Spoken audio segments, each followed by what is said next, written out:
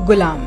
गुलाम उन लोगों को कहते हैं जिन्हें दौलत देकर खरीदा जाता है और फिर जिंदगी भर उनसे मनचाहा काम लिया जाता है।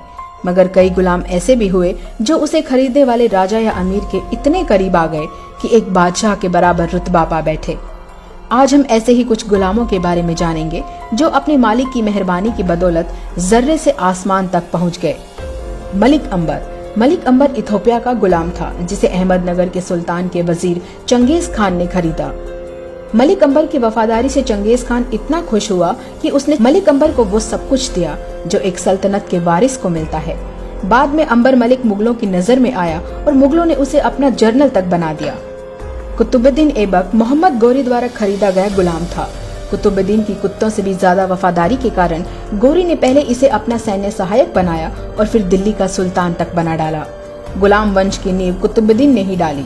दिल्ली के कुतुब मीनार का नाम इसी से है। मलिक काफूर। मलिक काफूर अलाउद्दीन खिलजी का गुलाम था।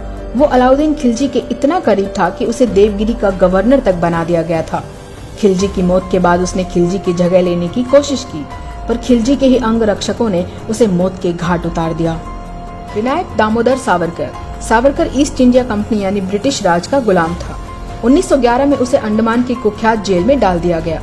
उन्हें 50 वर्षों की सजा हुई थी, लेकिन सजा शुरू होने के कुछ महीनों में ही उन्होंने अंग्रेज सरकार को माफीनामा लिखा कि उन्हें रिहा कर दिया जाए। उन्होंने अंग्रेजों से यह वादा किया कि यदि मुझे छोड़ दिया जाए तो मैं भारत के स्वतंत्रता संग्राम से खुद को अलग कर लूंगा और ब्रिटिश सरकार के प्रति अपनी वफादारी निभाऊंगा। अंडमान जेल से छूटने के बाद उन्होंने ये वादा निभाया भी और जिंदगी भर अंग्रेजों के गुलाम मुखबिर बनकर रहे। और अब आते हैं आधुनिक भारत के सबसे ताजे और कुख्यात गुलाम यानी नरेंद्र मोदी की ओर। नरेंद्र मोदी हिंदुस्तान के सबसे बड़े पूंजीपतियों अडानी अंबानी के गुलाम हैं। इन पूंजीपतियों ने मोदी को आरएसएस से खरीदा है, जो कि पिछड़ी मानसिकता वाले लोगों को गुलाम बनाने में माहिर संगठन है। अडानी अंबानी ने गुलाम नरेंद्र मोदी की निर्ममता भरी वफादारी और झूठे भाषण देकर जनता को बरगलाने की प्रतिभा को पहचाना और उसे भारत का सबसे ताकतवर आदमी बनाने की पेशकश की। बदले में गुलाम मोदी को कैसे भी करके उन्हें भारत का सबसे दौलतमंद रईस बनाना था। गुलाम मोदी को नए भारत का अवतार पुरुष बनाने के लिए प्रिंट, टीवी और सोशल मीडिया पर करोड़ों अरबों रुपए पानी की तरह बहाए गए। जनता को दिखाया गया कि यही वो व्यक्ति है जो भारत को अमेरिका से बड़ी सुपर पावर बना सकता है। नतीजतन इन पूंजीपतियों ने अपने धन बल से अपने गुलाम मोदी को पहले तो गुजरात का सीएम बनाया और फिर भारत का पीएम तक बनवा दिया।